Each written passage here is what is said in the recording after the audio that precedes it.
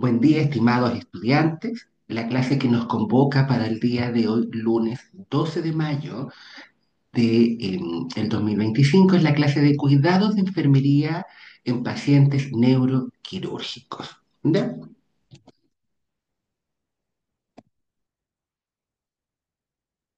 Desde lo que es la ruta del aprendizaje, estimados, vamos a partir recordando fisiología, anatomía, ¿no es cierto? Todas estas estructuras y órganos que están asociados, ¿no es cierto?, a la valoración y al paciente neuroquirúrgico, considerándolo como una especialidad médica. Por supuesto que desde aquí vamos a hablar desde de lo que es el examen físico neurológico, lo vamos a dividir en diferentes partes para, ¿no es cierto?, facilitar la comprensión y el aprendizaje por parte de ustedes, ¿ya?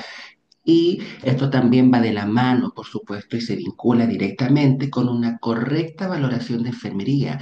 ¿Cómo nosotros como enfermeros valoramos ya a un paciente neuroquirúrgico ya en su pre o post pabellón, ¿no es cierto? Tiempo, el resorte quirúrgico, ¿ya? Y cuáles son los signos y síntomas ya que tenemos que estar atentos para valorar señales de alerta y desde ahí, ¿no es cierto?, ejercer nuestro plan de cuidado y las intervenciones que nosotros tengamos programadas ya para este paciente o, ¿no es cierto?, las que haya que hacer de forma rápida dependiendo la alteración de nuestro paciente, ya cómo actuar frente también a una alteración. Y, ¿no es cierto?, esto también va de la mano, ¿no es cierto?, y relacionado con nuestros procesos de enfermería, pero es muy importante las intervenciones, como les dije, estimados. ¿Qué vamos a hacer en señales de alerta? Hay intervenciones que son de respuesta más rápida, que son frente a una urgencia, alguna alteración de un paciente neuroquirúrgico, y por supuesto es muy importante la evaluación. Ya con esto no estoy diciendo que el resto del proceso que se asocia al diagnóstico, a los objetivos y el indicador no son importantes. Por supuesto que todo el proceso es importante, pero ahora vamos a dar énfasis, perdón, a las intervenciones propiamente tal y a las evaluaciones, considerando que ya vamos a tener un manejo en esta área. Desde los objetivos es muy importante valorar correctamente y de forma holística el paciente neuroquirúrgico, considerando todos aquellos aspectos relevantes en el quehacer de enfermería, desde las pupilas, desde los déficits motor y o sensitivos, desde la orientación, o el paciente está desorientado, el estado de conciencia, vigilia, etcétera. Es muy importante desde nuestro quehacer frente a un paciente neuroquirúrgico.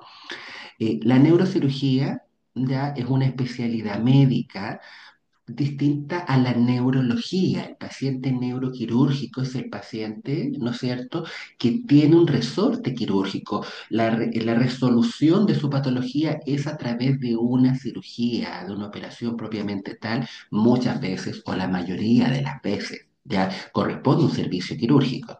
Ya complejo desde las características de los pacientes.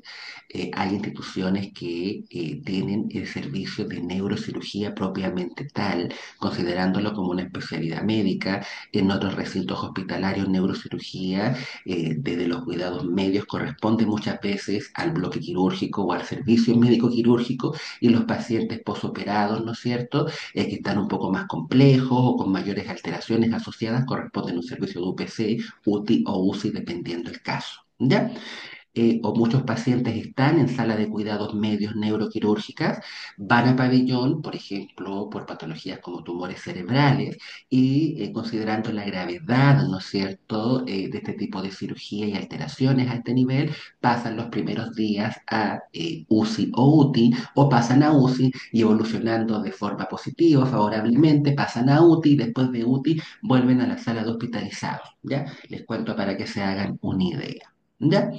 Eh, Nosotros somos los enfermeros, ya quienes brindamos los cuidados necesarios, concretamos atenciones de calidad, y por supuesto que esto no quiere decir que otros aspectos a valorar no sean necesarios ni importantes, con diagnósticos pertenecientes a otras especialidades. Siempre valoramos de forma holística. Concretar un manejo adecuado y eficiente en los cuidados y atención de enfermería en pacientes neuroquirúrgicos y hospitalizados también es parte de nuestro objetivo.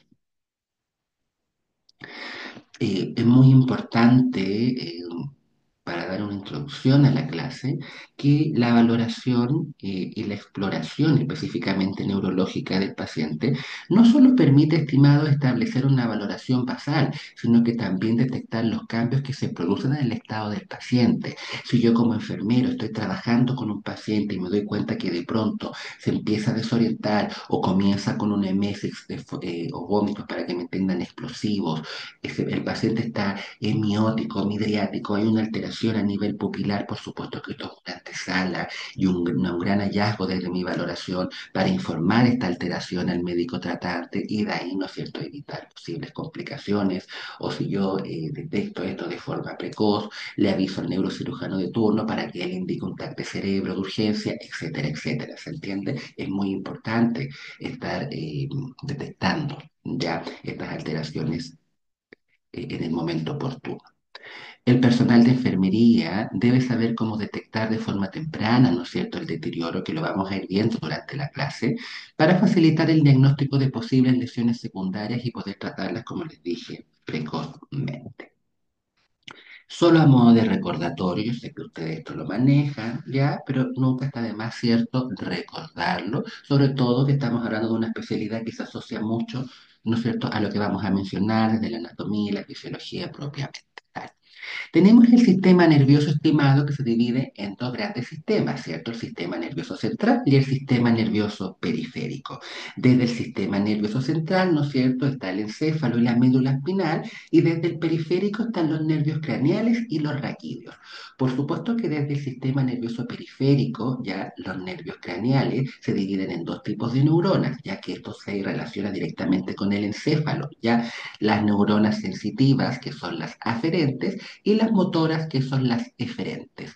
Y desde los nervios raquídeos, que también pertenecen, ¿no es cierto?, al sistema nervioso periférico, nos vamos a encontrar de que desde la médula espinal, ¿no es cierto?, van, ¿no es cierto?, distribuyéndose ya desde también con neuronas sensitivas que son aferentes ya y neuronas motoras que son eferentes. Es por esto que cualquier tipo de alteración, compresión medular, entre otros, va a generar en nuestros pacientes déficits ya sean sensitivos y o motores, considerando, ¿no es cierto?, todo esto que estamos mencionando, ya desde los nervios raquídeos que se prolongan a través de la médula espinal y por supuesto que tienen un papel muy importante, ¿no es cierto?, en la respuesta asociada a la acción y reacción, ¿ya? Y, ¿no es cierto?, también están los nervios craneales, que son 12 pares que nosotros los conocemos. Desde la anatomía y la fisiología, este es un sistema muy complejo, ya el sistema nervioso central, que se encarga de percibir estímulos procedentes del mundo exterior, ¿no es cierto? Se procesa la información y transmite esos impulsos a nervios y músculos. Y esto está constituido por el encéfalo y la médula. Muy importante, estimados, ¿no es cierto?, recordar la función y de las meninges, ¿ya? Que son las membranas que recubren al cerebro y la médula espinal. Estas están compuestas por tres capas, ¿ya? La dura madre, que tiene, ¿no es cierto?, dos capas, ¿ya? Eh, Subcapas, por decirlo de alguna forma, ¿no es cierto? Tenemos estas tres capas, dura madre que se divide en dos, aracnoides y pía madre, ¿no es cierto? Y se encuentra protegido, ¿ya? Eh, por estas tres membranas que acabamos de nombrar. El encéfalo y la médula espinal están protegidos por envolturas óseas, principalmente, que es el cráneo, ¿no es cierto?, en la parte superior, y vamos bajando a través de la columna vertebral.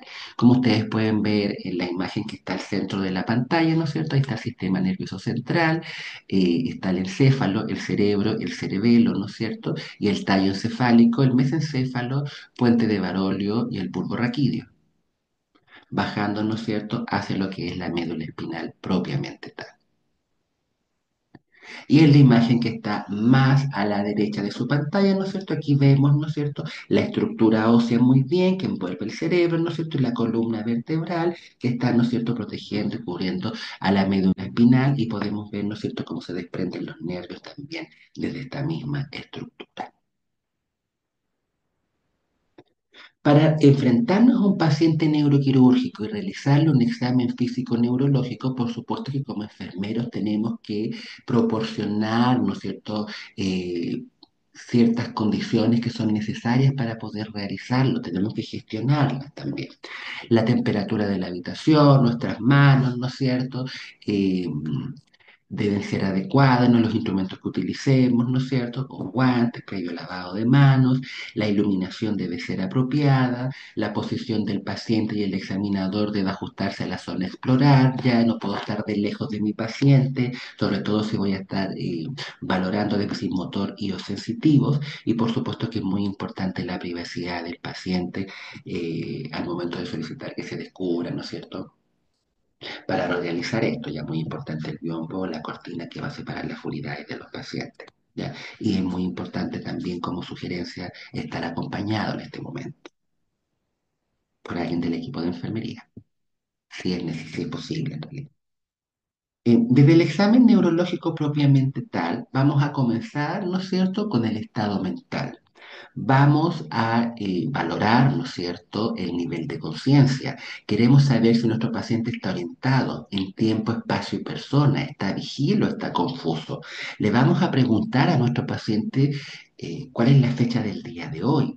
Muchos pacientes saben muy bien el número, el mes, pero se confunden en el año. O hay pacientes que entregan fechas, no sé, el 17 de julio del año 90 y algo, etcétera, etcétera. Y hay personas que están muy confundidas o personas que a veces se equivocan solo en el número del día.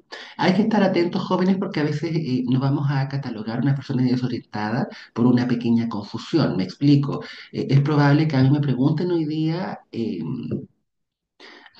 cuál es la fecha del día de hoy y yo diga un número más y diga que estamos a 13 de mayo o que diga que estamos a 11, ¿no es cierto? Etcétera, etcétera.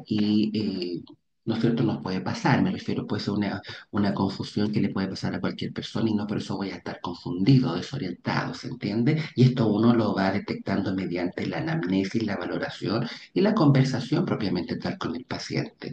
Por eso si se equivoca solo en el número, le pregunto, ¿está seguro? Y hay personas que dicen, a ver, no me acuerdo si estamos a 13 o a 12, pero sí, estamos a 12, pero estamos en mayo, en tal mes, ¿no es cierto? Tal época del año, estación, etcétera. Por lo tanto, puede ser una pequeña confusión en número que nos puede ocurrir hasta nosotros. Ya a eso voy. Y desde el lenguaje, el paciente puede estar disártrico o afásico. Desde la disartria, considerarla como un término, ¿no es cierto?, que vamos a emplear ya para describir a un paciente que tiene dificultad para pronunciar palabras, para articularlas, ¿ya? Y la fascia es cuando el paciente, por una alteración, ¿no es cierto?, a nivel neurológico, tiene pérdida del lenguaje parcial o total. Y también se le asocia la comprensión de este mismo, ¿ya? Y esto va acompañado con un lenguaje no verbal a nivel facial, ya neutro. El paciente tiene una cara neutra, no expresa emociones, ¿ya? Porque, ¿no es cierto?, hay una falta de la comprensión también asociada, ya para que se hagan una idea. Y el paciente disártrico intenta hablar, intenta modular, articular, pero tiene esta dificultad de la pronunciación y articulación de las palabras. Continuando con el examen físico neurológico, estimados, es muy importante tener claro los trastornos de la conciencia. Y en esta gráfica lo vamos a dividir en dos partes, con o sin alteración del estado de vigilia. Si no hay alteración del estado de vigilia, nuestro paciente puede estar solo confundido. Podemos describirlo como una confusión. No así los términos que están hacia abajo de la columna de confusión. Cuando tenemos alteración del estado de vigilia, nuestro paciente puede estar frente a una obnubilación, ya a un estado de obnubilación donde el paciente está en un estado de vigilia más lento, ya para que le cuesta más hablar o movilizarse, pero lo logra. ¿Ya? Una lentitud aceptable, no extremadamente lento, ¿no es cierto? Pero uno lo puede dar, se puede dar cuenta mediante la valoración. Vamos aumentando, ¿no es cierto?, la alteración y nos podemos encontrar un paciente que se encuentra en un estado de estupor, que aquí hay una falta de reacción más profunda, está aún más enlentecido que el estado de obnubilación, ¿ya? Eh, no entrega respuestas tan concretas, ¿ya? Eh, Tenemos que tener paciencia también desde la valoración, perdón, con este tipo de pacientes. Y esto, por supuesto, que va aumentando en alteración hasta un paciente que se encuentra en un estado de coma, que aquí hay falta o pérdida principalmente del conocimiento, alteración total de la conciencia. Por supuesto, estimados, que esto lo vamos a medir, ¿no es cierto?, y valorar a través de la escala de coma de Glasgow, ya que es una escala creada solo como antecedentes generales en la Universidad de Glasgow en Escocia.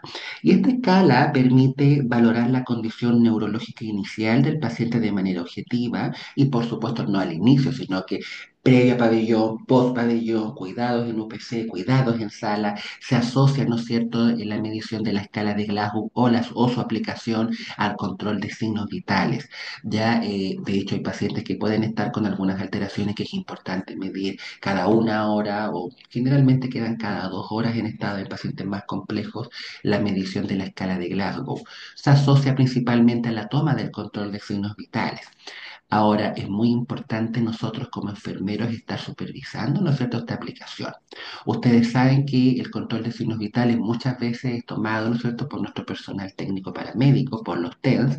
Ellos también manejan mucho, sobre todo desde la experiencia, ya en la antigüedad, en un servicio con pacientes con estas patologías, pueden aplicar muy bien la escala de Glasgow, pero pueden haber, ¿no es cierto?, algunas malas aplicaciones, por decirlo de alguna forma, o quizás en un ámbito de evaluar específico tiene un puntaje un poco más alto o un puntaje un poco más bajo.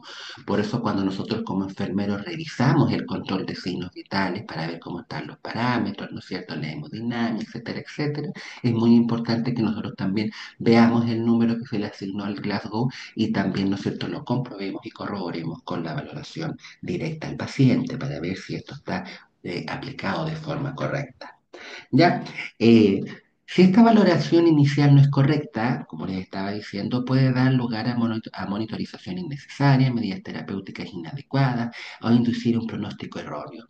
Yo trabajé por muchos años en un servicio neuroquirúrgico, son pacientes complejos, pacientes con alteraciones neurológicas importantes, y cuando tenía un paciente que se estaba complejizando, ya que se estaba agravando, que tenía que darlo por control, eh, al médico neurocirujano de turno, lo primero que él me preguntaba como enfermero, ¿no es cierto?, ¿cuál es el Glasgow del paciente en este momento? Paciente, el doctor de la cama 3 por inventar, está con cefalea intensa, comenzó, ¿no es cierto?, con emesis de forma explosiva, el paciente se está desorientando, estaba inicialmente con un Glasgow de 13, ya está confundido, hay una alteración a nivel pupilar, ¿no es cierto? Yo le voy contando el estado del paciente y el neurocirujano va a preguntar cuál es el Glasgow actual, le voy a hacer una orden de escáner, etcétera. Pero siempre en esta entrega de información asociado a este tipo de pacientes, sí o sí el neurocirujano ya, o el médico tratante, o usted en la entrega de turno, o cuando reciba al paciente, tiene que mencionar, ¿no es cierto?, Eh, el valor, ya me refiero numérico, que le va a dar la escala de Coman de Glasgow. ¿Ya? En esta diapositiva, estimado, tenemos, ¿no es cierto?, ya desglosada esta escala, ya con las variables, la respuesta y la puntuación que se le va a otorgar. Se divide en tres variables, ocular, verbal y motor.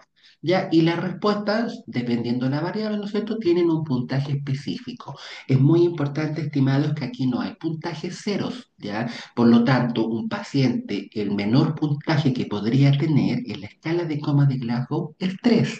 ¿Se entiende? Si se dan cuenta, en cada una de las variables, si la apertura ocular es nula, es 1. Si la respuesta verbal es nula, es 1. No hay puntaje cero. Y si la motora también su respuesta es nula, es 1. No hay ceros. Por lo tanto, el puntaje mínimo que un paciente podría tener es 3. ¿Ya? No vayan a pensar que un paciente que está, ¿no es cierto?, a punto de fallecer, ¿ya? No, está en Glasgow 0, en Glasgow 1, no. El puntaje mínimo es 3, ¿ya? Para que lo tengamos claro como base sólida. Desde la respuesta, ¿no es cierto? Si el paciente al estímulo, ¿no es cierto?, responde sin ningún problema, me refiero, el paciente desde la postura ocular abre sus ojos de forma espontánea, ¿cierto? Sin ni siquiera que se lo pida, yo veo que está pestañeando, que está mirando, ¿no es cierto?, etcétera, ya una apertura ocular espontánea, un puntaje de 4. Si es al estímulo verbal, si yo se lo pido, ¿no es cierto?, 3. Si genero yo un estímulo doloroso, que vamos a ver más adelante cómo se pueda generar este estímulo doloroso, doloroso no con un dolor muy intenso, sino que leve, pero para ver la respuesta del dolor, ¿no es cierto?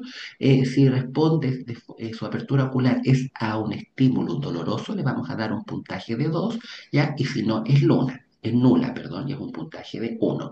¿A qué voy, a qué me refiero con esto? Que vamos a partir viendo si está espontánea, si responde cuando le hablo, cuando genero, ¿no es cierto?, un estímulo doloroso o simplemente no hay respuesta. Y ahí yo clasifico un 4, 3, 2 o 1. ¿Ya? Desde la respuesta verbal, mi paciente está orientado, ¿no es cierto?, en la conversación, sabe que está hospitalizado, sabe cuál es la fecha, sabe que ya lo operaron, que está pronto al alta, sabe contar sobre su vida, su profesión, las visitas, ¿no es cierto? Una persona normal, totalmente orientada, consciente, que no tiene problemas, que coopera también con nosotros como personal de enfermería, ¿ya? Orientado un 5. Si dentro de la conversación, la valoración, la anamnesis, me doy cuenta que a lo mejor mi paciente cree que sus hijos son pequeños, pero nosotros sabemos que, porque ya han ido de visita, ¿cierto? Que tiene hijos grandes, casados, ¿no es cierto? Que ya nuestro paciente ya es abuelo, tiene nietos, ¿no es cierto? Pero aún cree que sus hijos son pequeños, ya nosotros le podríamos otorgar un puntaje de 14, bajando, ¿no es cierto?, en esta variable a 4, considerando que las otras dos, apertura ocular y motora, están en puntaje máximo, ¿ya? Si está solo desorientado, nuestro paciente nos va a dar un punto menos, que es 14, porque el máximo es 15, ¿ya? O si hay palabras inapropiadas, ya, que le cuesta en el fondo modular, articular, le podemos dar un puntaje de 3. Si son solo sonidos incomprensibles, que no articulan palabras, que no dan un significado propiamente tal, es un puntaje de 2. O si el paciente no habla, es un puntaje de 1, ¿ya? Y la respuesta motora, que la vamos a ver más adelante porque es una variable que genera un poco de confusión en el número que se le va a otorgar, ¿no es cierto? Si obedece órdenes es 6, si localiza el dolor, me refiero siempre a un estímulo doloroso, es 5, la retirada del dolor 4, si hay un reflejo flexor 3, extensor 2, y si no hay respuesta motora es 1. Esta variable, como les digo, la motora, la vamos a ver en una diapositiva que viene de forma posterior. Es muy importante, estimados, para que se hagan una idea de la importancia de la correcta aplicación de la escala de coma de Glasgow frente a diferentes diagnósticos. ¿Se entiende? Desde ahí son las medidas a realizar, las indicaciones del médico y también los cuidados de enfermería que nosotros vamos a planificar, otorgar y después evaluar, ¿cierto?, de nuestras propias intervenciones.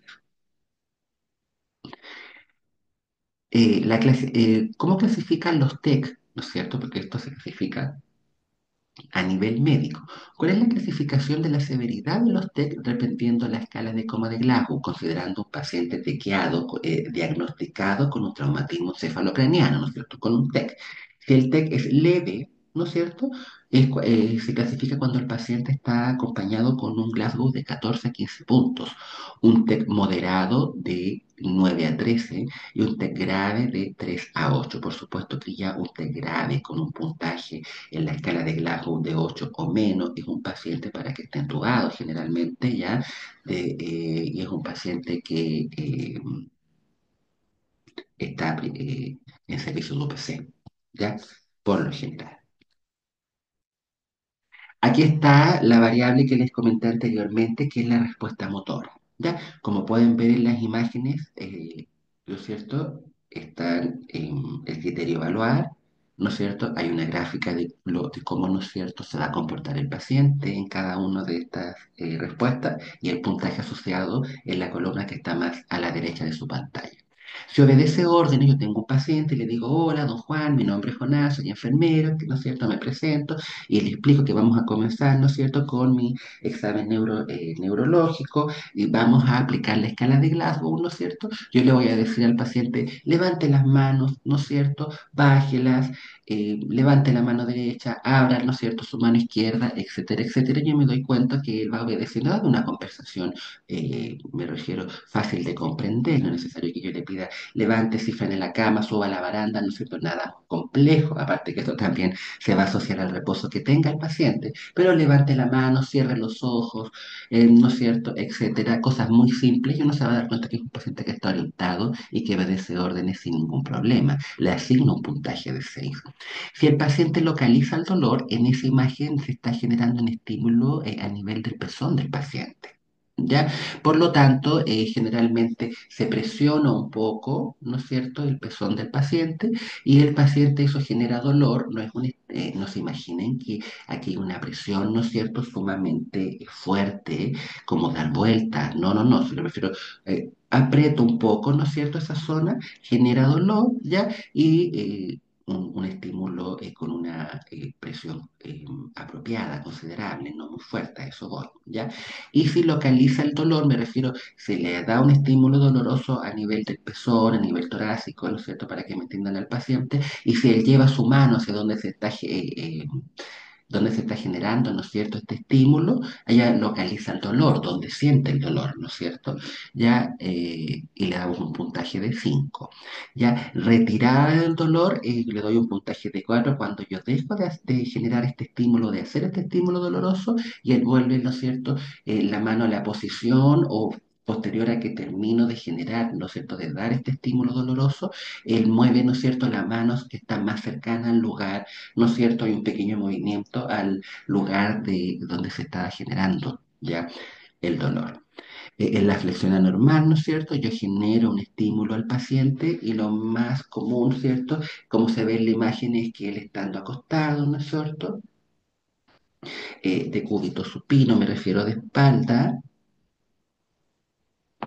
¿no es cierto? Él empuñe sus manos y las ponga al nivel del tórax, como se ve en la imagen. Ahí le doy un puntaje de 3. Esto es un paciente que está con aflexión anormal, es un paciente más complejo, probablemente en UPC, y quizás estuvo en algún momento en este puntaje, pero si tuvo una evolución favorable fue aumentando su respuesta motora, ¿ya?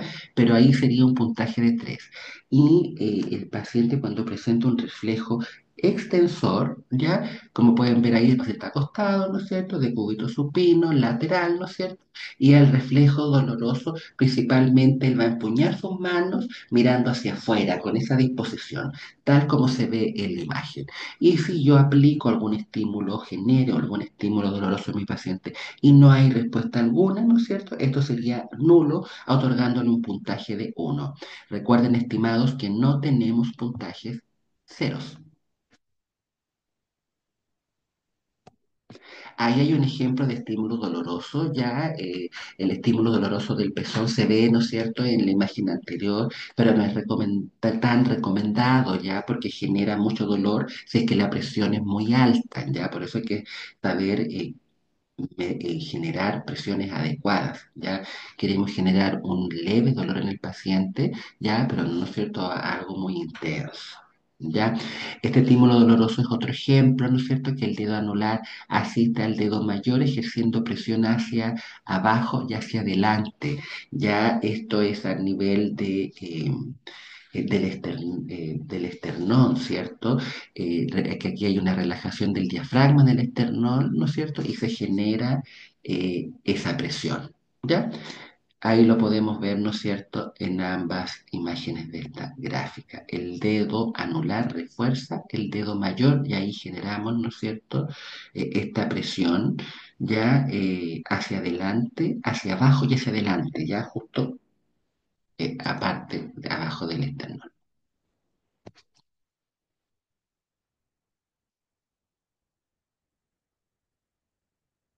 Continuando, estimados, con el examen físico-neurológico, es muy importante nosotros desde la valoración, la parte pupilar. ¿Cómo está la exploración de nuestras pupilas? Y aquí es muy importante el tamaño, considerarlo, ¿no es cierto?, dentro de lo normal, que es de 3 a 4,5 milímetros.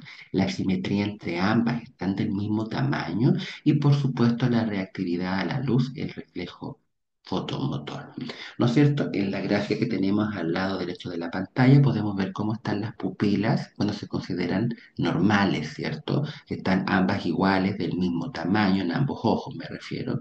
Cuando el paciente está anisocórico, presenta una anisocoria, una está más dilatada y la otra está más contraída, ¿no es cierto? Por lo tanto, una es más grande, la otra es más pequeña y podemos decir que está anisocórico y decimos cuál es la pupila, ¿no es cierto?, que está alterada. Ya anisocoria anisocoria mayor, ¿no es cierto?, en la pupila derecha o anisocoria derecha, propiamente está a la izquierda, y el paciente está anisocórico.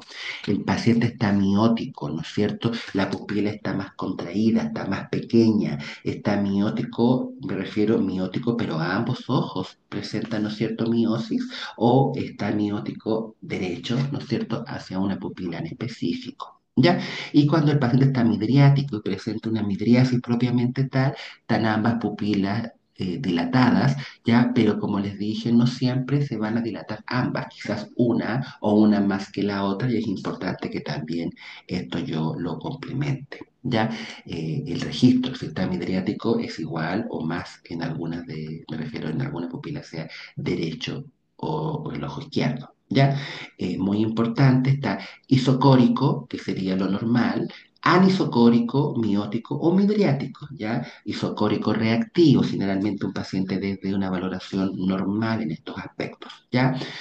Muy importante considerar estos términos, ¿ya? Los van a leer en pacientes descritos desde lo médico, que me refiero a descripciones neuroquirúrgicas y también en evoluciones de enfermería, ¿ya? Paciente isocórico reactivo, paciente midriático, miótico derecho, etcétera, ¿ya? Es muy importante que manejen estos conceptos y así, ¿no es cierto?, tenemos un registro de enfermería mucho más completo desde la evolución propiamente tal. Sobre todo cuando son pacientes más complejos que se tienen que trasladar por algún tipo de alteración asociado, ¿no es cierto?, a un examen físico alterado, neurológico me refiero, y tenemos que describirlo en la evidencia de traslado, por ejemplo, porque se va nuestro paciente OPC. ¿Ya? Es muy importante, estimados, también en el examen físico neurológico, el reflejo corneal, que este es un parpadeo involuntario provocado por la estimulación sobre la córnea o al ser tocado por un cuerpo extraño, ¿ya? Un paciente en Glasgow 15, un paciente que pestañea sin problema, ¿ya? O que está un poco desorientado, ya está en Glasgow 14, etcétera, etcétera, nosotros nos damos cuenta que el reflejo corneal, ¿no es cierto?, está presente, es positivo, pero nosotros lo podemos hacer no directamente con el dedo, ya tocándole el ojo al paciente o con un lápiz, no, generalmente se hace, ¿no es cierto?, con una tórula de algodón, pero cuando el paciente responde, ni siquiera es necesario que esa tórula toque el ojo, ¿no es cierto?, al acercarse ya el paciente está pestañeando y esto es más fácil de detectar, ¿ya? Cuando está presente. Como les dije, muchas veces uno al acercarse al ojo, el paciente ya está pestañeando, parpadea, pero sin generar una presión directamente sobre el globo ocular.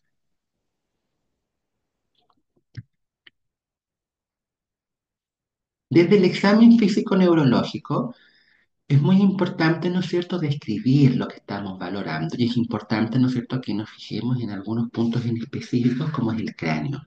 Es muy importante el tamaño, la simetría, la forma del cráneo del paciente, las anomalías y por supuesto que vamos a describir todas las lesiones. El paciente tuvo un accidente automovilístico, viene con un hundimiento que también se describen como defecto óseo, puntos dolorosos, suturas, entre otros, etcétera. ¿Ya?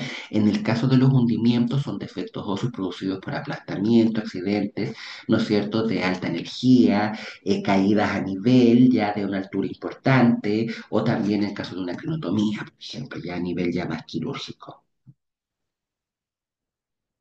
Esto es muy importante, jóvenes, describir también la localización, ¿ah? Yo no puedo describir en un ingreso, en una valoración, que el paciente tiene un hundimiento o un defecto óseo ya a nivel cefálico, ¿no? Tengo que decir dónde está ubicado, ¿no es cierto? Tiene un defecto óseo temporoparietal izquierdo, lo voy haciendo con los lóbulos, ya tengo que darle un apellido a este nombre, ya por lo tanto, no un hundimiento o un punto doloroso o una sutura a nivel del cráneo, me refiero a usted yo que es posterior al accidente tenía una sutura en el cuero cabelludo, tiene que describir en qué parte específica se encuentra y esto lo vamos a usar, ¿no es cierto?, a través de la denominación de los lóbulos. La frontoparietal derecha es occipital, temporal izquierda, temporoparietal izquierda, etcétera, ¿no es cierto? Todas estas lesiones se describen y en cuanto a la posición específica en la que se encuentra.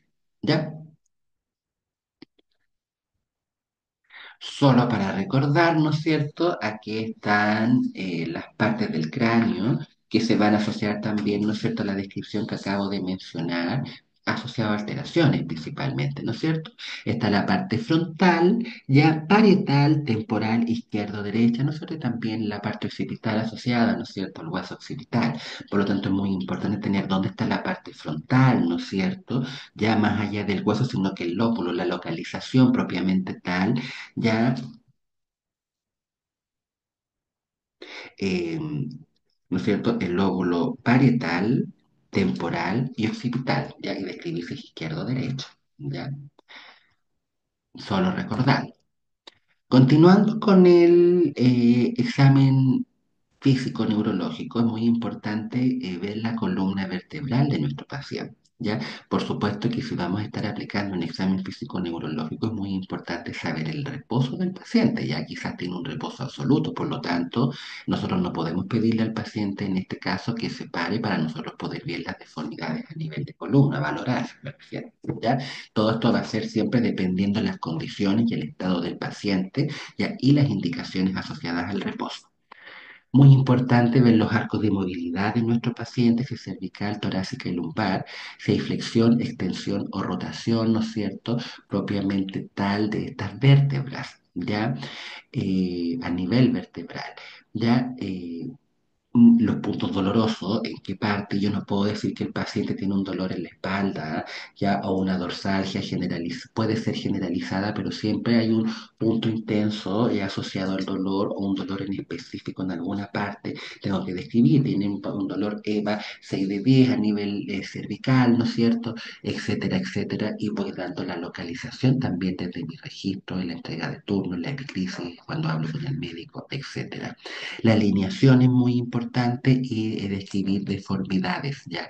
Si bien nosotros no podemos diagnosticar tipos de alteraciones, podemos, ¿no es cierto?, mencionarlas que se observa al examen físico una deformación, aparentemente la cifosis, lordosis o escoliosis, que las vamos a ver más adelante en una gráfica que nos explica muy bien cada una de estas deformidades.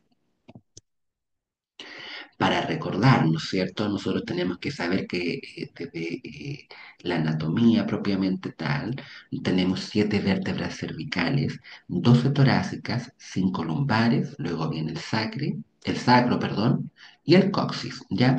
Hay 4 curvaturas naturales en la columna vertebral. La curvatura cervical, ¿no es cierto?, que es hacia adelante, torácica, lumbar y sacra. Pero por supuesto que estas mismas curvaturas ya tienen un parámetro normal y se pueden ver mucho más acentuadas generando alteraciones asociadas a las deformidades que se ven en esta gráfica, ¿cierto?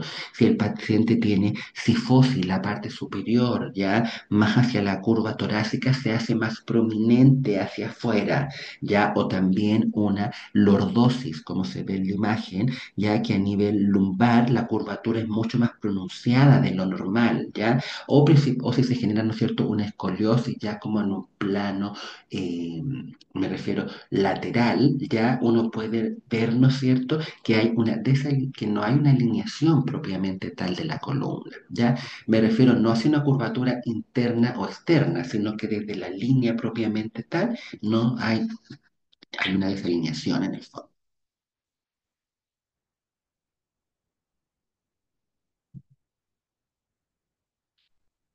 Es muy importante valorar si nosotros recibimos a pacientes con presencias de órtesis, me refiero con dispositivos externos aplicados al cuerpo, ¿no es cierto?, para modificar los aspectos funcionales o estructurales, ¿ya?, del sistema neuromúsculo esquelético, perdón. ¿Ya? Yo puedo recibir un paciente desde un accidente automovilístico que está tequeado, con una observación de fractura de columna, ¿no es cierto? Y viene con un collar cervical, un corset dorsolumbar, etcétera. Por lo tanto, también tengo que respetar, describir y no puedo retirar estas órtesis y dejarlo al paciente porque está acostado, ¿no es cierto? Y en reposo absoluto sin ella. Ya esto también.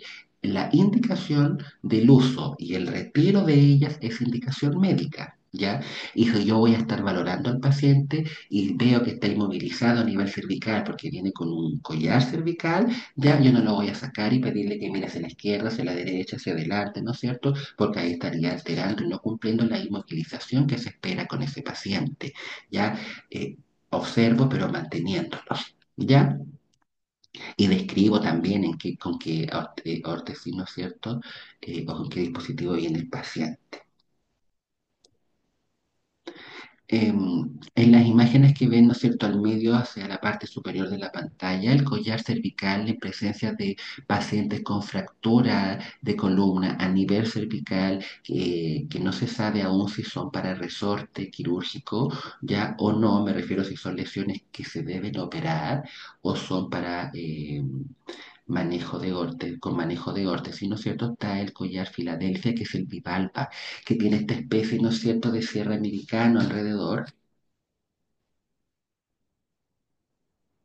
Ya se despega esa parte para que me entiendan, y hay una parte que es anterior y una parte posterior y uno lo ajusta, ¿no es cierto? Y es muy importante la correcta postura, porque muchas veces recibí pacientes que venían con un collar bivalva, con un Filadelfia, un collar cervical, y estaba al revés. ¿No es cierto? La parte del mentón tiene un espacio para que encaje justo el mentón ahí, y varias veces recibí pacientes con esa parte hacia el tórax y la parte del tórax hacia arriba, ¿se entiende? Estaba mal puesto, estaba al revés la parte anterior de este collar. Por lo tanto, es muy importante que quede bien encajada, por decirlo de alguna forma, el mentón en el espacio, en la curvatura que trae la parte anterior del collar. Y, ¿no es cierto?, que también generemos, ¿no es cierto?, a través de estos cierres americanos que son laterales, ¿no es cierto?, el espacio necesario para que no quede suelto, genere la fijación que necesitamos, pero tampoco tan apretado, ¿entienden? Lo justo y necesario, pero siempre generando inmovilización de la zona, que eso es el objetivo de estos dispositivos. Y no es cierto, también hay otros tipos de collar, que está el collar blando, el tipo eh, Chance, ya que es un collar generalmente que se usa ya en casos de emergencia, pero no es un collar muy usado o muy requerido, perdón, porque es un collar blando. Ya, por lo tanto, si el paciente tiene un poco más de movilidad, no siente esa zona tan inmovilizada, ya, y lo más probable es que sin querer el paciente esté moviendo mucho la zona alterada o la zona de afección, porque el collar no genera esa inmovilización esperada. Generalmente, ya son de usos más transitorios, a diferencia del Filadelfia, que es para lesiones más graves y inmovilizaciones por mayor cantidad de tiempo, ya, dependiendo de la lesión. Y también está el collar de rescate, ya que es univalva, ya que ustedes lo pueden ver que se abre solamente en una parte lateral y se vuelve a cerrar, pero generalmente, como bien su nombre dice, son de rescate, son collares que trae el paciente cuando tuvo un accidente automovilístico, lo trajo el SAMU desde la misma vía pública y viene con ese collar de rescate, pero ya en la sala porque es más fácil instalar también e inmovilizar, dado el momento de la urgencia, ya, pero una vez hospitalizado, ya desde la fijación o la inmovilización que se necesita propiamente tal, se cambia a un Filadelfia. Por supuesto que este cambio se hace con mucho cuidado, diciéndole al paciente que le voy a sacar el collar que tiene puesto y que no mueva por ningún motivo la cabeza y el cuello para instalar el otro collar, porque lo que queremos es que esa zona esté inmovilizada lo que más se pueda. ¿Ya? Y educo a mi paciente, que no vaya a creer que muchas veces en tiempo de verano, el sudor, ¿no es cierto?, Eh, asociado, ¿no es cierto?, al uso del collar cervical, hay pacientes que siempre están más orientados, ¿no es cierto?, se sacan ellos esos cierres, ¿no es cierto?, y lo abren y se ventilan un poco el cuello, por decirlo de alguna forma, y yo he visto pacientes que se están limpiando el cuello con toallitas húmedas y la parte de adelante del collar está en la mitad de la cama. No, uno tiene que educar a nuestros pacientes que esa zona tiene que estar siempre inmovilizada, que es importante que no manipule el cierre, ¿no es cierto?, de estos collares cervicales. También podemos tener eh, otro uso de dispositivos como el corsé dorsolumbar. Ya este tipo de corsé es para fijaciones ya a nivel de columna, de vértebras torácicas, ¿no es cierto?, principalmente. También alteraciones a nivel eh, lumbar, ya cervical. Si la alteración, ¿no es cierto?, está a nivel cervical, va a ser con un collar cervical, lo que vimos en la diapositiva anterior. Pero si hay llamado una alteración a nivel torácico, lumbar, ¿no es cierto? Me refiero hacia la parte de abajo de la columna, para que me entiendan. Se puede usar este corsé dorso-lumbar, son dispositivos, nada de barato, chiquillos. Generalmente los tiene que comprar el paciente por sus propios medios. Ya hay diferentes modelos que ofrece, ¿no es cierto?, comercios, laboratorios, empresas de órtesis, ¿ya? Eh, y dependiendo, ¿no es cierto?, también el tipo de corsé que le indique el paciente para obtener la fijación o la inmovilización necesaria, ¿ya? Eh, de estos corsés que están aquí, la imagen que, para que me entiendan, los pacientes con fractura de columna, alteraciones a nivel de columna, pueden tener fracturas estables o inestables, ¿ya? Las estables son fracturas que se pueden corregir, ¿no es cierto?, a través de un tratamiento muy riguroso con dispositivos como uso del corsé dorso-lumbar, y las fracturas de columna inestables son generalmente las que requieren de un resorte quirúrgico, son pacientes que van a fijación de columna, se operan, ¿ya? Van a pabellón. Muchos pacientes están con corset antes y después de ir a pabellón para la inmovilización que se necesita, y pacientes que son solo para uso de corset, ¿ya? Para que me entiendan. Ahora, el corset que está más a la izquierda de su pantalla, ya en esta señora que está con una polera rosada, desde la experiencia no son muy útiles, porque si se dan cuenta es un corsé que pareciera ser como una faja. Por lo tanto, quiero hacer, ¿no es cierto? Lo indicado es una inmovilización, ¿no es cierto?, hacia la zona lumbar, si que está la zona de afección, y muchas veces estos cierres, ¿no es cierto?, se van desplazando y después el corsé, ¿no es cierto?, se va bajando y prácticamente está en la zona de la cadera y no dando la inmovilización que se requiere en la zona específica. ¿Ya? Al igual que el corsé, ¿no es cierto?, que está al lado derecho de la pantalla, ¿no es cierto?, también tiene un tipo de faja, es un tipo de faja menos rígida, ya por el tipo de material, y también se pueden, ¿no es cierto?, abrir estos tipos de cierre y bajar. Ya principalmente el más usado es el corsé de la imagen del medio, que es más rígido, genera la inmovilización y evita, ¿no es cierto?, el desplazamiento para que se genere la inmovilización en la zona, ¿no es cierto?, de afección. Por supuesto que pueden encontrarse con cualquiera de los tres. Yo les estoy contando solamente, no estoy diciendo que los otros dos son malos y que no cumplen el objetivo. Los tres lo hacen, pero desde la experiencia, ¿cuál es el que genera, ¿no es cierto?, mayor inmovilización y menos desplazamiento, ¿no es cierto? Es el que está en la imagen del medio. Continuando con el examen físico-neurológico, es muy importante evaluar el sistema motor. ¿Cómo está la marcha de nuestro paciente? Siempre y cuando tenga reposo relativo asistido. Recuerden que voy midiendo de acuerdo, ¿no es cierto?, a las indicaciones médicas, ¿ya? No porque esté haciendo un examen físico-neurológico y tenga el paciente reposo absoluto, yo lo voy a parar solo para, ¿no es cierto?, valorar esta parte. No, no, no. Yo respeto todas las indicaciones y voy aplicando de acuerdo a lo que se pueda según la indicación médica. ¿Ya? Si el paciente se puede parar, veo la marcha. Si no, no lo hago hasta que tenga un cambio de reposo desde absoluto a relativo. ¿Ya?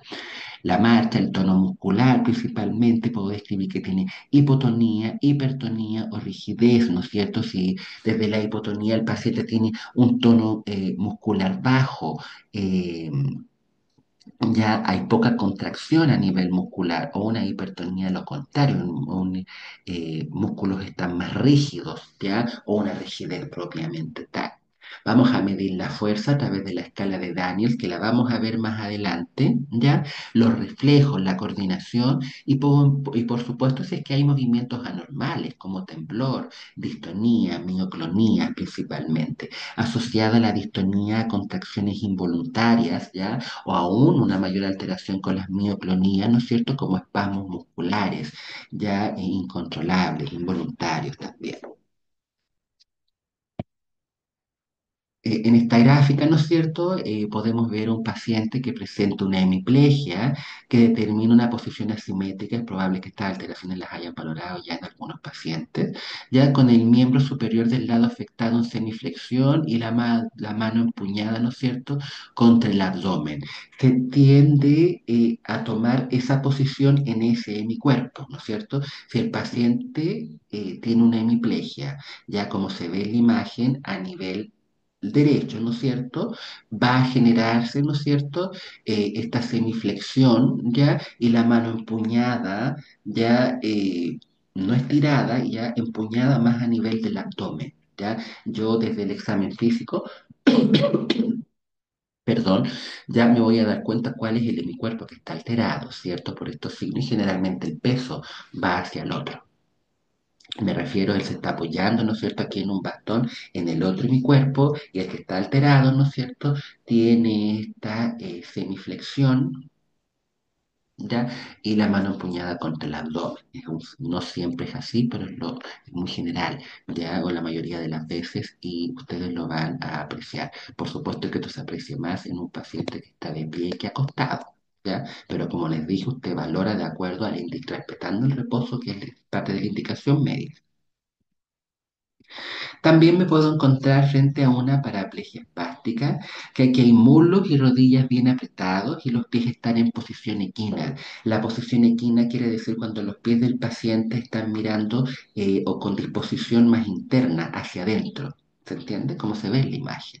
¿Ya? La contractura solo permite pasos pequeños, levantando apenas la punta de los pies y contorneándose para poder avanzar. ¿Ya? Pero como les digo, estas son alteraciones en la marcha que se ven en pacientes con reposo relativo y principalmente también las trabaja el kinesiólogo si están con kinemotoras indicadas, por ejemplo. Podemos valorar, ¿no es cierto?, una ataxia avanzada, que el paciente está con cuerpo, con las piernas separadas y el cuerpo, ¿no es cierto?, está oscilante, y por supuesto que el paciente aquí presenta una incoordinación, irregularidad de los pasos y una inestabilidad. Un paciente que presenta esta marcha no puede desplazarse solo de la cama al baño si tuviese reposo creativo, siempre asistido, siempre. Y acá, estimados, en esta diapositiva está la escala de Daniels, que nosotros le aplicamos, la aplica el médico, también la aplica el kinesiólogo, las motoras generalmente. ¿Ya? Pero aunque nosotros no seamos el profesional que la aplicó, tenemos que saber qué es lo que significa y qué quiere decir, ¿no es cierto?, el puntaje que nosotros hemos registrado, que nos dijeron que estaba asignado. ¿Ya? Esta escala se mide por cada una de las extremidades, ¿no es cierto? ¿Cuál es la fuerza muscular de la extremidad superior derecha, de la extremidad superior izquierda, de la extremidad inferior derecha y de la extremidad inferior izquierda? Por cada una de las extremidades, ¿ya? Y el puntaje máximo es el 5. Por lo tanto, yo puedo tener que la extremidad superior derecha tiene una escala de Daniels 3/5, 3 de 5, ¿se entiende? O 2 de 5 o la extremidad inferior izquierda 1/5, etcétera. ¿Se entiende? El 5 tomándolo como el número total, ¿ya? No se suma esto por si acaso lo he aplicado en todas las escalas, sino que se dice el número por cada una de las cuatro extremidades, ¿ya? Eh, yo, eh, Esto se aplica en los ingresos de enfermería, principalmente en servicios neuroquirúrgicos, pacientes que han estado con alteración de la marcha en procesos de rehabilitación. Ya, generalmente, ya, pero es aplicado en pacientes neuroquirúrgicos. El paciente está acostado, ¿no es cierto?, de cúbito supino, de forma horizontal, ¿ya? Y yo le pido al paciente, levante el brazo derecho, levante el izquierdo, ¿no es cierto?, levante la pierna derecha, y nosotros vemos que lo hace sin problemas, como lo haría alguno de nosotros, para que me entiendan. Por lo tanto, hay una fuerza normal, y yo pongo extremidad superior izquierda, 5/5, o 5-5, ¿no es cierto?, 5 de 5 a cada una de las extremidades, y hay una fuerza muscular normal. Si el paciente vence la gravedad, prefiero la extremidad del paciente vence la gravedad, logra levantar el brazo derecho o el izquierdo, pero finalmente no puede mantenerla en el aire, baja, o sea, solo la levanta y la baja nuevamente a la cama, ¿ya? Y la resistencia es leve a moderada, me refiero, le doy un puntaje de 4, ¿ya? Un puntaje de 3 si el paciente solo la levanta y la baja de forma inmediata. ¿Se entiende? En la extremidad vence la gravedad, pero no hay resistencia. ¿ya? Que es lo que nosotros le pedimos al paciente. ¿Ya? Si le damos un puntaje 2 de 5, la extremidad se desplaza en el plano horizontal, me refiero, puede mover la pierna, ¿no es cierto?, en la cama de forma horizontal de un lado hacia otro, pero no la logra levantar. ¿Ya? No vence la gravedad, le damos un puntaje 2 de 5. Si es que vemos que el paciente intenta levantarla, intenta moverla, vemos que hay una contracción muscular, ¿ya? Pero sin movimiento de la articulación, le damos un puntaje 1 de 5. Y si hay ausencia total de movimiento y de contracción, como que yo le diga al paciente, levante la extremidad superior derecha o el brazo derecho y él simplemente me mire y no puede hacer nada, ni siquiera contraerlo, ya le vamos a dar un puntaje 0. ¿Ya? Y por supuesto un puntaje 0 también para pacientes que están con estado de conciencia muy comprometido con un Glasgow bajo, probablemente esté con los ojos cerrados, dependiendo del Glasgow que tenga, ¿ya? Estos es en casos más complejos, ¿ya? Desde la fuerza. Es muy importante, ¿no es cierto? Si bien es cierto, yo sé que ustedes ya pasaron por APS, lo más probable es que hayan visto, ¿no es cierto?, en el control de niños sanos, ¿no es cierto?, el reflejo, ¿no es cierto?, cutáneo plantar de Babinski. Este reflejo estimado es normal hasta los 2 años, pero es anormal en adultos. Ya se ve la imagen que está el monofilamento y cómo se aplica, ¿no es cierto? Ya es anormal en adultos y esto generalmente es una antesala para un eventual problema a nivel cerebral o de médula espinal asociado, ¿no es cierto?, al movimiento, a los déficits principalmente. Por lo tanto, yo sé que ustedes lo saben hacer, aplican monofilamento, lo saben usar, saben cómo valorar este reflejo, pero si bien en niños es normal, en adultos es anormal. ¿Ya? Para que lo tengan claro. Ya aproximadamente hasta los 2 años podría ser normal. Desde la coordinación, también solo para recordar, ¿no es cierto? Ustedes bien saben que el hemisferio derecho controla la coordinación del lado contrario y el hemisferio izquierdo lo mismo, viceversa, ¿no es cierto? El hemisferio izquierdo controla la coordinación motriz del lado derecho, ¿ya?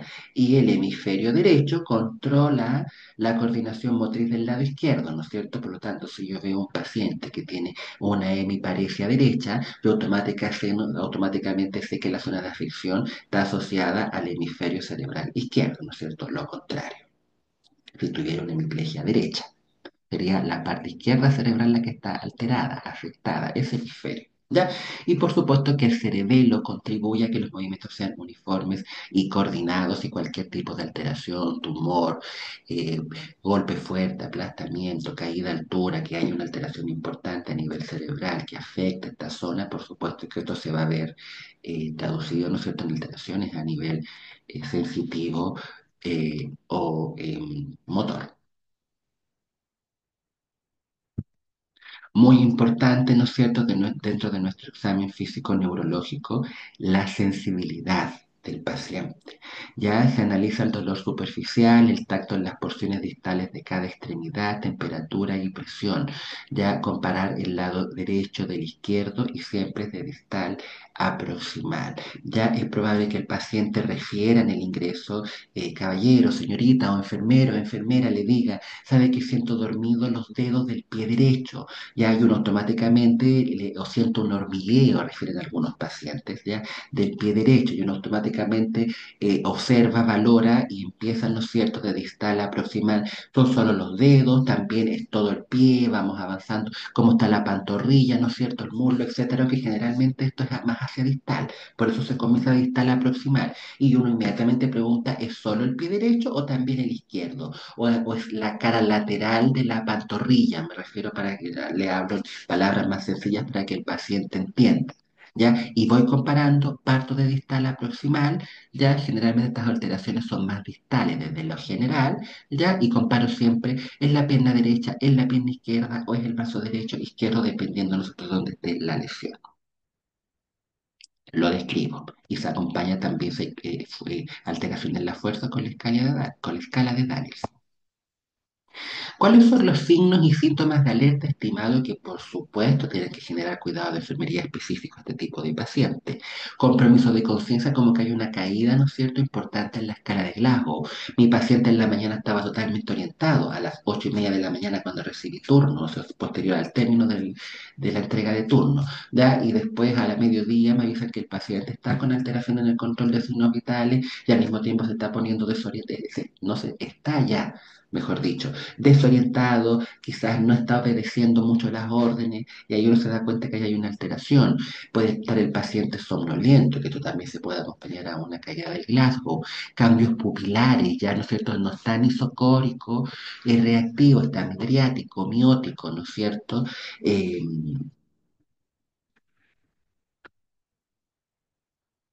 ¿Ya? Y por supuesto también describirlo si es que hay un anisocorio o no, es muy importante, una alteración hemodinámica, generalmente asociado más a la frecuencia cardíaca y a la presión arterial. Hay pacientes con alteraciones ya a nivel cerebral propiamente tal como tumores, ¿ya? Y que refieren a una cefalea intensa y de inicio súbito. De pronto estaban bien, a lo mejor con un poco de dolor o cefalea, un EVA 2 de 10, 3 de 10, y de pronto el paciente toca el timbre o llama a alguien, ¿no es cierto? Y le dice que siente un dolor de cabeza muy, muy intenso, muy fuerte, que le da un EVA 10 de 10. Esto no es solamente para un analgésico, estimado, es para que yo lo valore, automáticamente le indique, le administre, perdón, la indicación realizada o dada, que ya sea un ketorolaco, una bomba de analgesia, ¿no es cierto? Metamizol, SOS, administro el SOS, o quizás sea vía oral, tengo un gramo de paracetamol, etcétera, etcétera, y automáticamente lo estoy observando y llamo al neurocirujano de turno. ¿Ya? Porque por supuesto que uno se da cuenta desde la fase del paciente que es un dolor muy fuerte, ya que el paciente, perdón, presenta una crisis convulsiva, empieza a convulsionar, esta sea generalizada, tónico-clónico, que tenemos que valorarlo y por supuesto tomar el tiempo. Así el paciente empieza a convulsionar, automáticamente usted mire la hora para que le diga aproximadamente la duración de la convulsión ya en tiempo al médico. Que haya disminución de la sensibilidad, déficit motor, ya disminución visual, esto es muy importante. El paciente que refieren, ¿no es cierto?, hemianopsia, que alteraciones cerebrales, principalmente este término se refiere, ¿no es cierto?, a que el paciente pierde la agudeza visual más hacia los lados laterales. Ya imagínense como cuando miran los caballos que ven solamente, pueden ver solamente a lo que yo dirijo la mirada, a lo que yo enfoco, ¿no es cierto?, como un punto fijo. Pero, por ejemplo, yo puedo estar mirando a la puerta de la sala, por inventar algo, ya, y yo veo cuando alguien, aunque no lo esté mirando fijamente, alguien se paró y caminó, ¿no es cierto? Yo distingo que alguien está caminando aunque yo no lo esté mirando fijamente. Ya estos pacientes solamente pueden ver de manera fija, dirigida, pierden ese campo visual, ¿no es cierto?, que es más hacia las partes laterales, por decirlo de alguna forma. ¿Ya? Alteración del lenguaje, ¿no es cierto? Vimos la disartria, la fascia también, y una agitación psicomotora que por supuesto que se va a acompañar de una desorientación, una caída en el Glasgow, 13, 14 principalmente, si fuese una agitación leve. ¿Ya? Desde los cuidados de enfermería, por supuesto, es muy importante valorar si es que hay salida de LCR. LCR significa líquido cefalorraquídeo, ¿ya? O sangre por el oído, nariz o herida operatoria. ¿Cómo describo yo esto en términos? El paciente presenta otorraquia, hay otorraquia, ¿ya? Presenta salida de LCR, ¿no es cierto?, a través del oído o también, ¿no es cierto?, rinorraquia cuando presenta a través de la nariz. El líquido cefalorraquídeo tiene un aspecto como agua, ¿ya? Para que lo transparente, ¿no es cierto?, muy acuoso, líquido, ¿ya? Y el paciente refiere que siente que le están cayendo gotitas por la nariz, uno les pasa generalmente un apósito y ellos lo entregan, ¿no es cierto?, se limpian, no como sonarse, sino que se limpian la parte de las fosas nasales y uno observa que ese apósito está húmedo. Y ahí uno lo avisa al médico, de hecho podría describirlo en cruces, si está muy húmedo regularmente o poco, lo puede medir en cruces. Lo mismo con el oído. Hay pacientes que sienten que le está saliendo una gotita por el oído, ya, o que sienten la parte muy húmeda. Ya también uno les pasa un apósito, ellos se limpian, o uno, si es que ellos no lo pueden hacer, ¿no es cierto? Pues, lavo las manos, me pongo guantes y valoro la zona con un apósito y veo si sale seco o húmedo. ¿ya? Y por supuesto que esto lo aviso, ¿ya? Describir, no olvidar términos de otorraquia, rinorraquia, ¿ya? Para describir esto. Sangramiento profuso de heridas operatorias, ¿ya? Y si es que hay vómitos explosivos, una alteración a nivel neuroquirúrgico, ¿ya? El paciente empieza con un EVA, ¿no es cierto?, elevado, si es que hay un dolor de cabeza repentino, muy elevado, esto se avisa y muchas veces se asocia también a vómitos, a emesis de forma explosiva, ¿ya? No como que el paciente diga, por favor, quiero que me traiga un recipiente porque voy a vomitar, ¿no es cierto? No, no, el paciente no alcanza ni a avisar y donde está empieza a vomitar de forma explosiva. Esto es para que usted automáticamente controla al paciente o lo monitoriza si es que está en un servicio de mayor complejidad, llama al neurocirujano, te deja un test ahí, tiene que subir las barandas, ¿no es cierto? No, etcétera, etcétera, y otorgar todos los cuidados necesarios para el paciente, aviso y administro, ¿no es cierto?, lo indicado. ¿Ya? Sé que vértigos, mareas, fiebre, ¿no es cierto? Y si el que el paciente presentara, ¿no es cierto?, una poliuria o hiperglicemia, que genera esto solo como dato, porque son pacientes más complejos, pero se asocia a pacientes que tienen tumor de hipófisis, ¿ya? Eh, un paciente con un diagnóstico de tumor hipoficiario, eh, palabras generales, se altera la función de la hormona antidiurética. Y como se altera la función de la hormona antidiurética, el paciente orina más, ¿no? Si hay una poliuria, también se va a generar, dado esto también, hiperglicemia, la misma alterada, la misma alteración. Y es aquí donde se debe, ¿no es cierto?, administrar desmopresina, que es un medicamento tipo PAF que se aplica de forma nasal, esto se lo cuento como dato anexo, ¿ya? Es nasal, ¿ya? Dos PAF, y esto también está indicado en pacientes, ¿no es cierto?, que lo requieren, pacientes con este diagnóstico y por supuesto esto, ¿no es cierto?, controla la poliuria, ya la función que está alterada de la hormona antidiurética a través de la desmopresina. Estos pacientes generalmente tienen sonda Foley porque necesitan estar con balance hídrico o se está solo cuantificando los egresos de la diuresis por CUP, ¿no es cierto? Entonces, tienen una medición de diuresis horaria, uno tiene que supervisar que el TENS a las 10 de la mañana, a las 11, a las 12, a la 1, a las 2 de la tarde, y en cada hora hago un registro, porque cada hora tiene que vaciar el recolector de orina si está con CUP, ¿no es cierto? Y registrar en la parte de adelante de los egresos 200 cc, 100 cc, cuánto fue la cantidad que se sacó, por cada medición, ¿ya?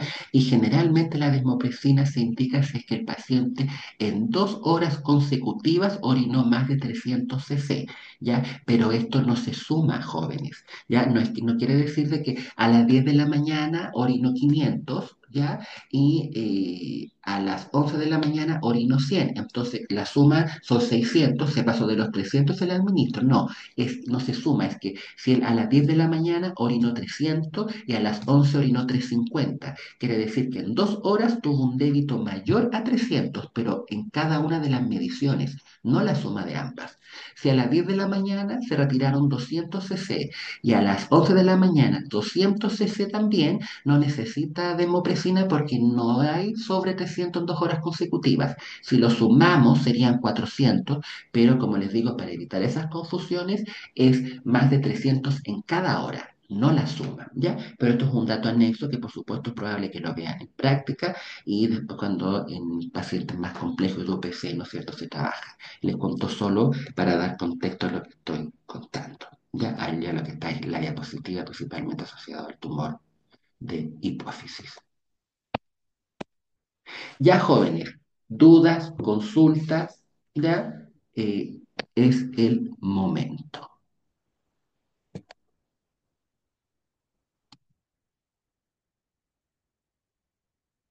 Ahora sí, ya ahora prendo la cámara, cuéntenme estimados si hay dudas, consultas, ya antes de finalizar esta grabación.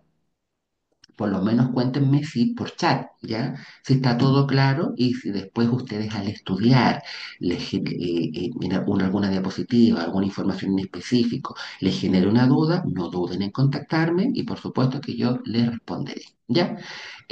Todo claro, me dice una estudiante, muchas gracias por responder, asumo que no hay más dudas, ¿ya? Ya estimados, voy a detener esta grabación.